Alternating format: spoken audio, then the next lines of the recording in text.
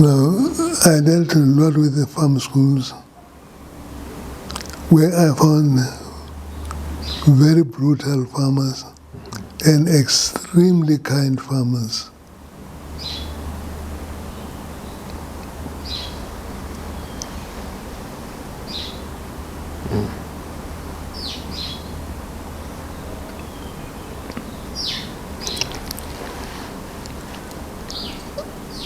One farmer, we were staying in Johannesburg, but he had a farm in the Tabazimbi area,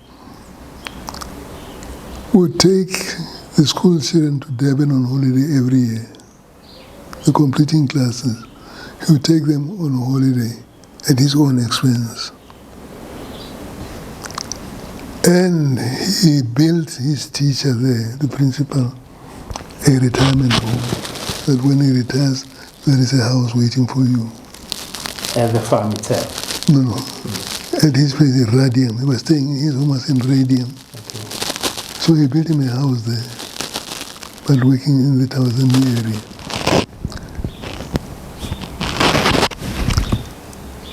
Then you can see we had real contradictions.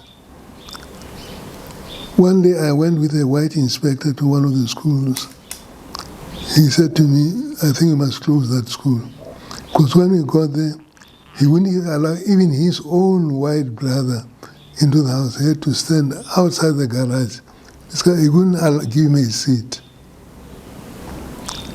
And he called the principal of the school to fetch his check over the fence. Then when we left there, the white man said, no, Mr. Haynes, that was without school too much. I said, but we will be punishing the children, not that farmer. We'll say we will ignore him and go on with the education. And then another interesting thing, you said I should tell you something interesting. I took a lady teacher to a farm school. When we got there, I left her in the car, went to the farmhouse. As the inspector, waar is die onderwijzeres? Ze is daar in die car. Hoekom sit sy in die car, man? Laat sy kom thee drink. So I called her out, gone to the sitting room. They served us tea there. Could see this girl was so scared. When we finished, I finished introducing her and saying that I'm leaving. He said, no, come and show me what we do here. He showed me how he deals with the cattle, artificial insemination and so on. Then we went to the girls' room. I found that they had prepared a lovely bedding for her. Oh no, this is impossible. I loaded the whole evening. Okay, then we just go. Okay. Let's just go. Yeah, let's continue. Yeah. Yeah. Well, Let's continue. all right. How long did it last? Now this girl was given a beautiful room in which to sleep. Beautiful linen on the bed. You know, you could see she was not very happy. She's not used to such things. But the farmer and the wife were so excited to have her on their farm. After 2 weeks, I went to the school to find out how she was faring. They said she disappeared. She resigned. Why? In the room, she saw a black mamba over the rafters. And she couldn't stand it. So she left because of the mamba. But she was welcomed. The treatment she was going to get there was first class. Yes. But whether she believed the snake was sent, as Africans believe that you can send a snake.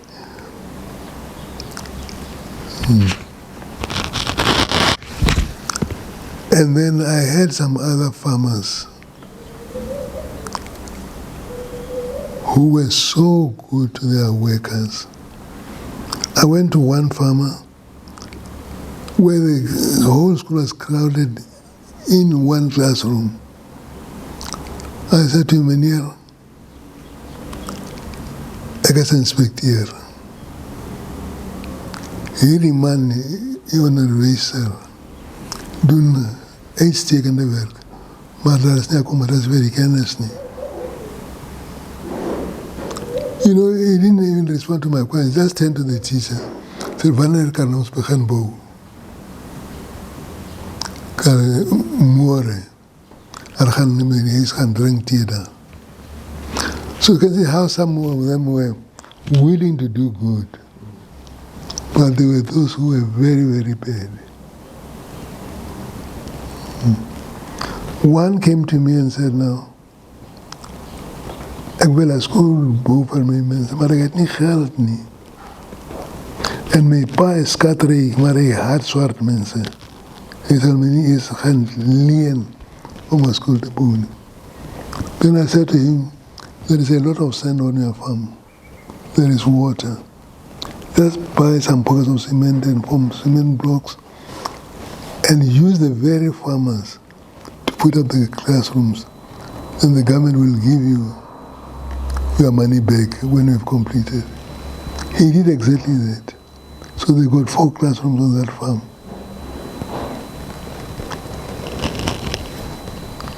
So those are the experiences I had in the farm schools.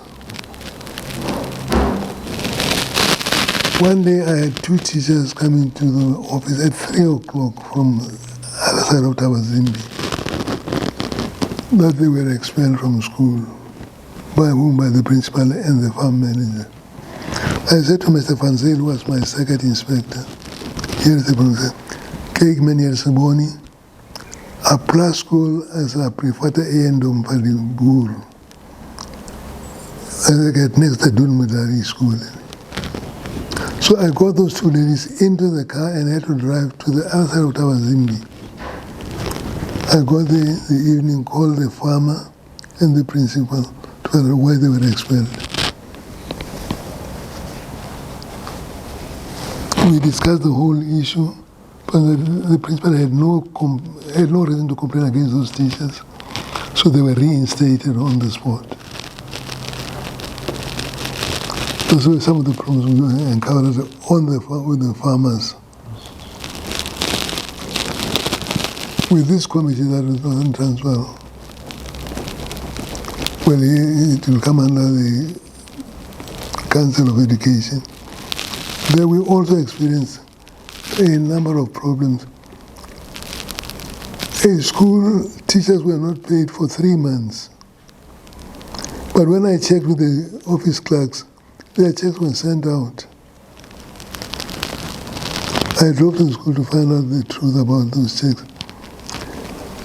The school is in Tabazimbi. The manager was receiving the checks was in Wesselsbron in the Free State. I phoned him and said, did you receive the checks of this teacher? He said, yeah. So why didn't you give it to them? I think he was needing checks not 3 months. You get a January check, it must be handed to you after 3 months. February after 3 months. I said, the day you get the check, you pass it on to the owner. So I had to change the whole system of paying those teachers.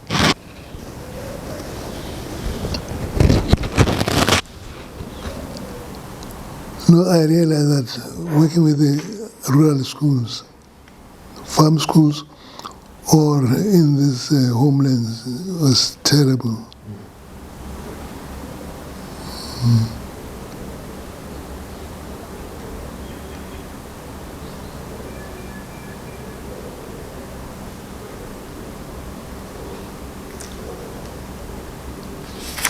Okay, and then so you moved from being an inspector in the Pretoria North Circuit.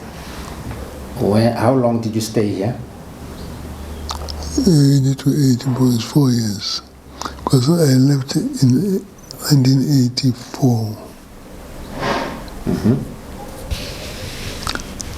Even there again, I had, for living in Pretoria North, I had problems there. As I talked about the trappings in the legislation, Winterfell was an area where blacks were allowed to buy properties. Zulus, Tsongas, Xhosas, all blacks bought properties in the Winterfell area. The government policy said no, mother tongue instruction in schools. So all those children were provided for in their mother tongue. But the government policy again handed that area of Winterfell to Botswana. And Mangope said only Tswana must be taught in those schools.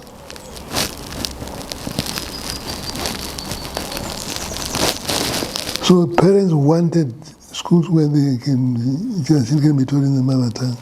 So the nearest area was Soshanguve.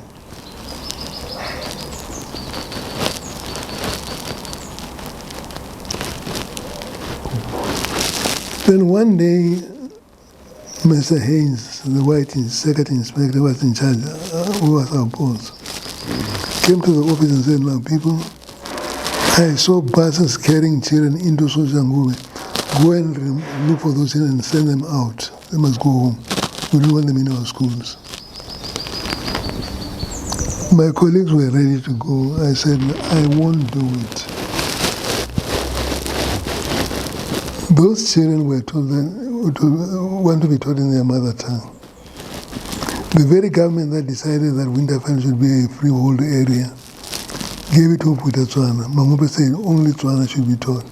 Now these children are looking for where they can meet the demands of the government policy for mother tongue instruction. That law that this children should not come is made by a white parliament. Now I, the black man, must go and drive the black children out of school. In Soshanguve. In Soshanguve.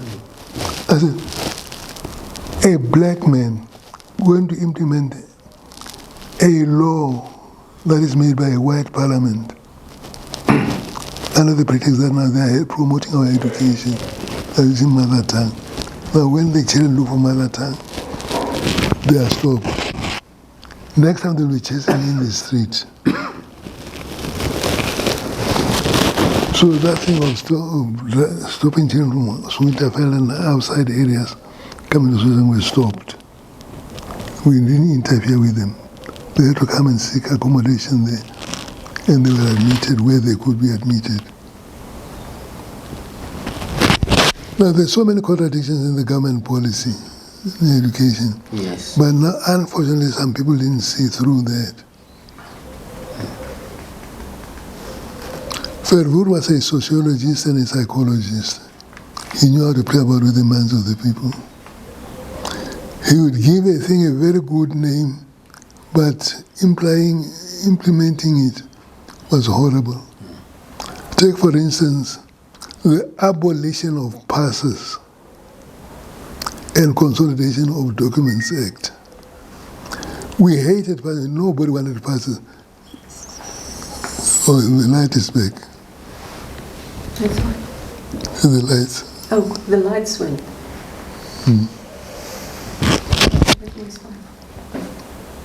Something beeped. I don't know what beeped. Oh, okay. This thing is fine. All right, you can continue before it goes off. The abolition of passes, which were hated by blacks.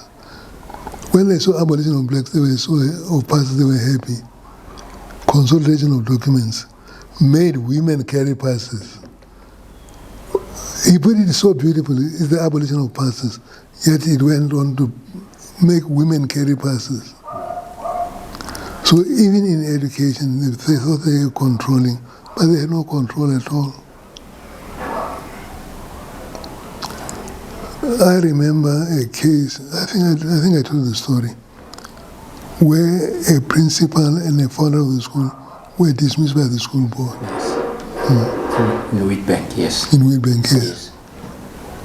Now people didn't see things behind the statements of Verwoerd. That there were many snares and trappings in all it did. Now, these schools were not even stage of schools. Children were learning under trees.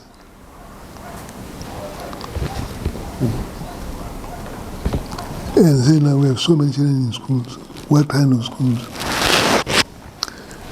Yeah, that's what I can say about my area in my work in social movement. Yes. Farm schools. And after that, let's see where you go to now. Now, from social movement, something very interesting there.